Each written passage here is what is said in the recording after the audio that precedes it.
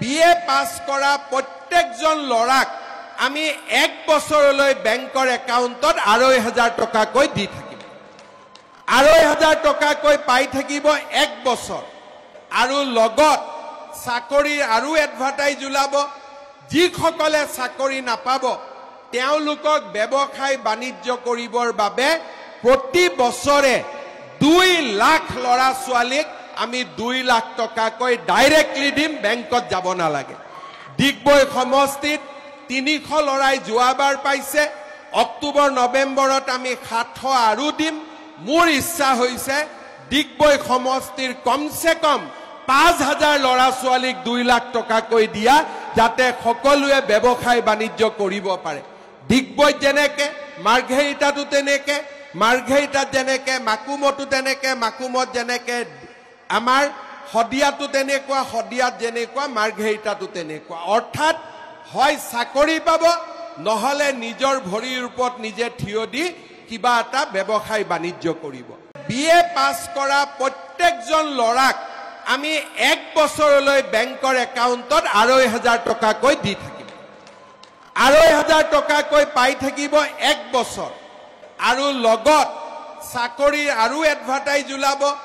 যিসকলে চাকৰি নাপাব তেওঁলোকক ব্যৱসায় বাণিজ্য কৰিবৰ বাবে প্ৰতি বছৰে 2 লাখ ল'ৰা ছোৱালীক আমি 2 লাখ টকাকৈ ডাইৰেক্টলি দিম, বেংকত যাব নালাগে। ডিগবৈ সমষ্টিত 300 ল'ৰাই যোৱাবাৰ পাইছে। অক্টোবৰ নৱেম্বৰত আমি 700 আৰু দিম। মোৰ ইচ্ছা হৈছে ডিগবৈ সমষ্টিৰ কমসে কম 5,000 ল'ৰা ছোৱালীক 2 লাখ টকাকৈ দিয়া, যাতে সকলোৱে ব্যৱসায় বাণিজ্য কৰিব পাৰে।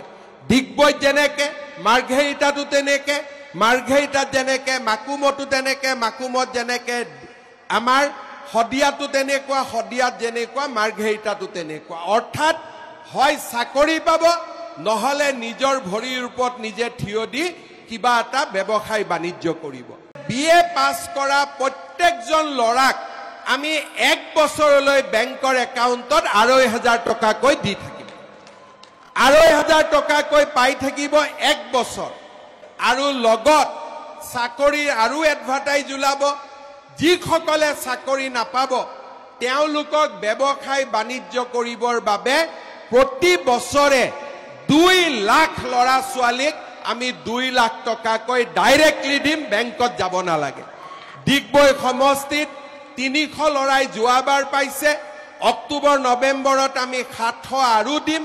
মোৰ ইচ্ছা হৈছে ডিগবৈ সমষ্টিৰ কমসে কম 5,000 ল'ৰা ছোৱালীক 2 লাখ টকাকৈ দিয়া, যাতে সকলোৱে ব্যৱসায় বাণিজ্য কৰিব পাৰে।